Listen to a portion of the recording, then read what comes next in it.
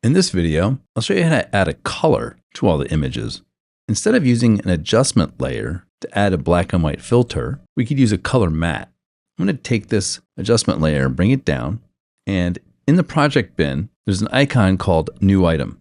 If you don't see it, this vertical line might be over to the left too far. Drag it to the right until you see that icon and click on it. And then click on Color Matte. And then click OK. I'm going to choose a red and click OK. I'm going to write red and click OK. It's in my project bin. I'm going to click on it and drag it onto my timeline. And then I'm going to drag it to the left and to the right to cover all of the imagery.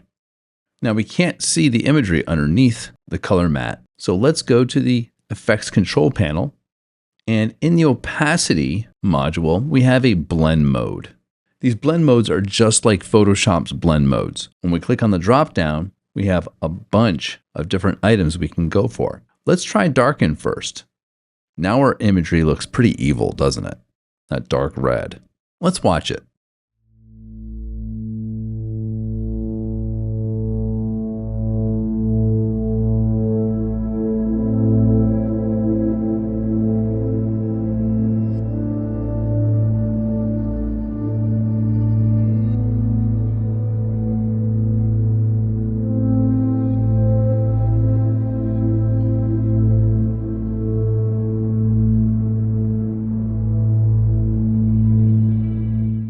Let's change that color by double-clicking on the track here.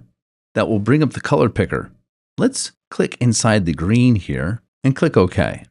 Wow, that gives it a totally different mood. Let's watch it with the green.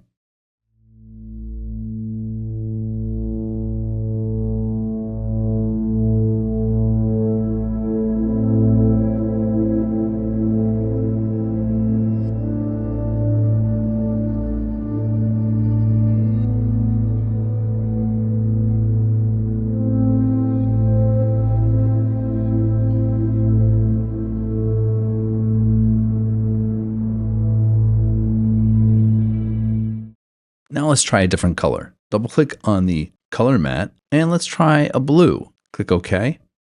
So it's hard to see the scenery with that color blend mode that we initially had called darken. So let's click on multiply. Ah, that's interesting. Let's watch that one.